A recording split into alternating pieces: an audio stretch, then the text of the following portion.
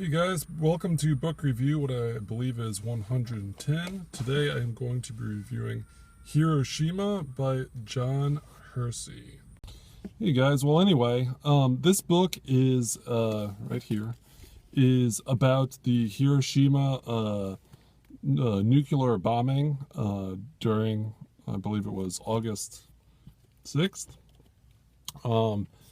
1945, and really it didn't take place, or the book doesn't explain the larger historical context of it, though there is a little bit of that.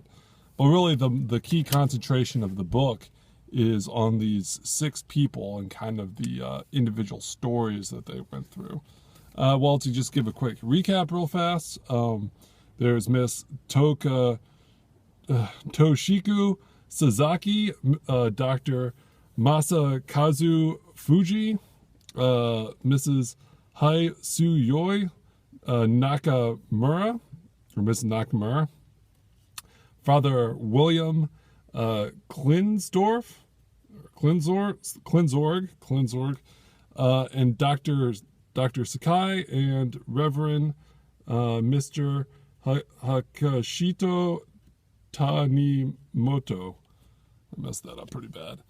But anyway, it kind of talks about their stories, kind of their divergent backgrounds. Obviously, just by the name alone, Father William Klinzorg was a German missionary, kind of that had been sent by the motherland to help the Allies in Japan. By this point, Germany had already fallen, but he kind of continued his duties. Not really in sort of a military context, but very much in sort of the religious context of being a Jesuit priest, which is why he's a father.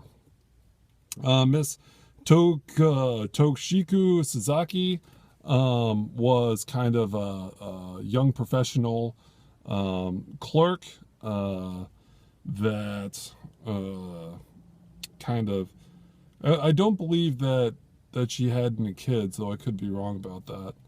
But she did have somebody that she was engaged to, and I'll tell more about that story in a second. Then you had Dr. Fuji, who was an interesting aspect about Japan is that they have large public hospitals, but they also have a great number of private hospitals, specifically what would be your private practice maybe here in the United States. The difference being is, and even to this day, the private practices aren't like, 5, 10, 15 doctors. A lot of times there's just one doctor that has a handful of nurses that sees not really a handful of patients, but a limited number of patients that would be appropriate to one doctor. And anyway, that's what Dr. Fuji was. And they mentioned that he was a bit of a he enjoyed the finer things in life. Like, he was a big fan of different types of whiskeys, and he enjoyed reading the paper out on the back porch of his clinic, which he also lived. He lived in the same building that his clinic was in, and he had this private back porch that he would go there.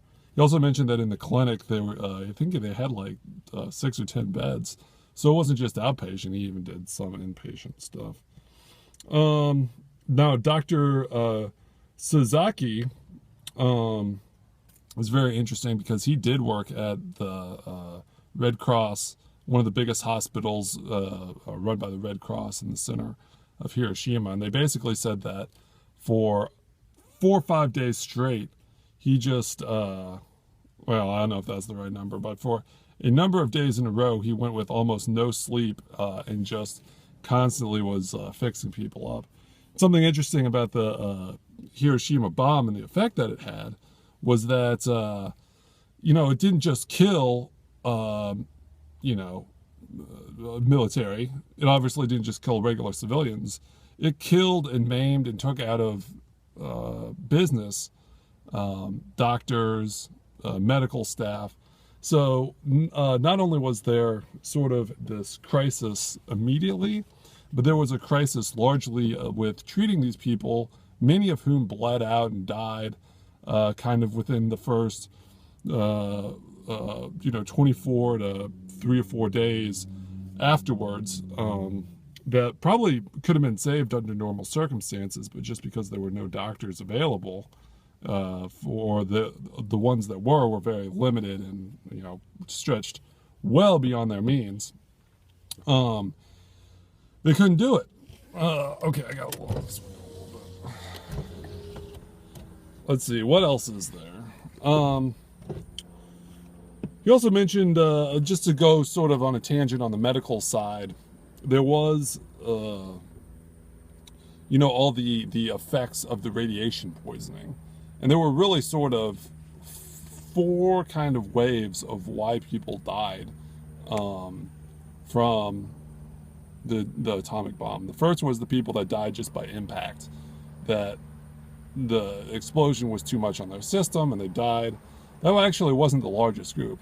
The largest group was the people that bled out, the people that either got caught in fires when their houses, or you know, when various things in the city caught on fire because of the atomic bomb, not even directly, but even sort of like electrical wiring, like a house would fall down, and the electrical wiring would cause the house to catch on fire. You know, people died that way. People died by just, as I mentioned, their housings just collapsing on them, which I don't think you can really say is a direct impact of the bomb. And then those are the first two, and the second was the reason the most people died, was sort of secondary immediate impact by the bomb. A lot of those being maybe not secondary immediately, but people that like bled out and died from their wounds, if not immediately, sometime within, you know, the short time of when the bomb was dropped. The third type was, there was a lot of radiation poisoning that was, the people survived, but was just way too much in the short term. So within 2 or 3 weeks, people would suddenly have these huge lesions, and they would, you know, become really, really sick and die from that. The fourth type was sort of more the long-term type, the people that died from like cancers related to the bomb, that died from various other medical conditions. I think even stuff like if you have heart palpitations, stuff like that from the bomb. But anyway, within the first immediate group was, as I said, Dr. Sakai, that, you know, saw all these people. He was the only doctor in a hospital that I think was trying to treat like 10,000 people or something like that. I mean, it's just, I mean, and there were more people beyond that needed treatment, but just the people that kind of showed up to his hospital, I think the max number at the peak of needing medical treatment was like 10,000 or something. And then there was, let's see, who have I not mentioned? Oh, Mrs. Haisayu Nakamura, who was very impoverished and actually kind of, well, could barely make ends meet, let's put it that way. And her sole possession of value was this sewing machine that she would use to create a small textile business and kind of mend clothing for people or whatever. Well, interestingly enough, the bomb did not destroy the little sewing machine, but in the race to get out of the area, because they needed to be escorted to kind of the periphery or the outer areas, or even like, you know, they had pre-designated meeting areas within Hiroshima that you would meet if there was a massive emergency that happened. Now, most people didn't know about the atomic bomb, but certainly they knew about the firebombing that the U.S. had been conducting for quite some time. So anyway, she had to get out to this area, and her sewing machine was not destroyed by the bomb, but kind of in haste, she wanted to hide it. So what she did is she threw it in a giant, well, not a giant, but a sort of, not really a well, but sort of a reservoir, like a personal water reservoir, and threw it in there and hoping that no one would look in there and she would be able to fish it out when she came back. Well, when she fished it out when she came back, which was a number of weeks later, the sewing machine had completely rusted and ruined her life. And actually they had mentioned that kind of early in her history after the bomb, she kind of struggled and kind of took on some free housing. She kind of got a job with a sort of, there was a specific word that I don't remember, but it was people that were bomb affected, essentially. Yeah, they call them bomb affected people, not just survivors, because survivors kind of has a negative connotation within Japan. like if you survive and other people died, well, the shame is on you for surviving. It's survivor's guilt. So they called them bomb-affected people. Well, she was one of these bomb-affected people, and was able to kind of restart her life through this small manufacturing job that she got. But it mentioned later in the book that while she was never successful as, say, the doctors in the book, or the Reverend that actually became very famous, who I'll mention in a second, she was able to retire comfortably and enjoy seeing her children grow up and everything. I believe her husband died instantly in the bomb, though. Don't quote me on that. Oh, let's see. And then I guess the last one is the Reverend that I mentioned. The Reverend Mr. Hayashi Tanimoto, who actually became very famous in the United States for setting up I believe it is the Hiroshima Peace Conferences that was kind of came to the United States and was able to get funding for this organization that was to move forward. And, there's been a history of war all across the world. And now that people, assumingly the United States the first, but eventually, like Russia and the United Kingdom and all them, eventually got atomic technology. How do we prevent it where these wars break out between these countries? And we see not one Hiroshima bomb dropped, but multitudes dropped.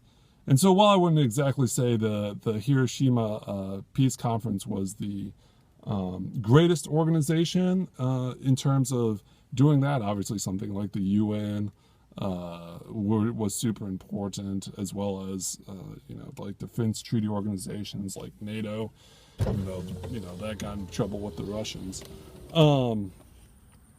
It was one of the first, one of the forebears. And he actually became so famous that there was this show in the 1950s in the United States. Now, I won't say famous, but well known. There was this show in the United States called This Is Your Life. And he actually was was a surprise appearance on the show, like he didn't know about it. And they essentially went through everything that he had gone through during the bomb, including meeting the guy that flew the Enola Gay, the guy that dropped the bomb on Hiroshima, as well as a number of family members and that kind of stuff. Well, eventually the organization kind of petered out through internal fighting, but it was kind of interesting the effect that he kind of had. Of course, being a man of the cloth, he was very much in service at the initial rendezvous point. This is all post stuff, so I'm kind of working backwards here. But when the initial bomb dropped, he was there and survived and helped actually people in this giant park where they all congregated to become more comfortable. Many of them died in his care, but not by his fault, just by their wounds. But he really did help a number of people survive the circumstance. Let's see what happened. Mrs. Toshiko Sasaki, she was the up and coming young professional in Hiroshima during this time period. And a cabinet actually fell on her leg when the bomb went off, and she actually became crippled, at which point her fiance broke up with him, I believe. Yes, that is correct. But she eventually went to a number of different hospitals and got medical treatment. Interestingly enough, now this is a couple weeks after, but from Dr. Sasaki, this is after he'd been through his traumatic ordeal and all that stuff. She got treatment from him to reset her leg, and was initially had a hobbling, but because Japan changed its policy towards bomb-affected people in the 1950s, actually had a reset again, and although never was able to walk perfect, was able to get a little better. Father William Klinsgorf, he actually his story was one where he went to smaller and smaller parishes within Japan. I think that for whatever reason, he just was not fast-tracked to You know, even in the church, there's the hierarchy of superstar priests and then kind of priests that get smaller assignments, and he was one of the priests that got smaller assignments. But they eventually sent him out to pasture, in which case, of all people, you know, the story kind of, you think it's going to be 6 stories, but eventually kind of interweaves. He met up with Dr. Fuji in the small town that he went to. Dr. Fuji, after his clinic was destroyed in the Hiroshima bombing, actually established another clinic, which again was destroyed while falling into the river during a giant flood, in which case he eventually moved to a small town. I think it may be the town that he grew up in. You know, he moved to Hiroshima as sort of the, if not Tokyo, the big city, in order to make his way as a doctor. Well, as he got older, he wanted to move back and help people in his own hometown. So yeah, they met up, and that was kind of the interesting thing. Yeah, I've been kind of going on excessively. There's so much to like about this book, just because it doesn't, it's a history book, but it really gives a personal face to what happened during the Hiroshima disaster. So I'm sure I didn't cover everything, and I'm sure I kind of rambled there for a little bit, but check it out. John Hersey's Hiroshima. All right, see you guys. Bye.